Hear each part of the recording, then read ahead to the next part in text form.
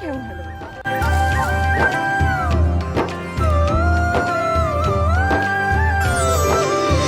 අලපුරන්නට හිත්බෝමයි නිදහස සතුටින් කිරි උතුරයි අස්වනු නෙලන්න හිතලෝබයි රුසිරි මමන්න නැකත ළඟයි අලපුරන්නට හිත්බෝමයි නිදහස සතුටින් කිරි උතුරයි අස්වනු නෙලන්න හිතලෝබයි රුසිරි මමන්න නැකත ළඟයි දරින දොන්දොන් අවුරුද්දයි ලබන දෙන්ද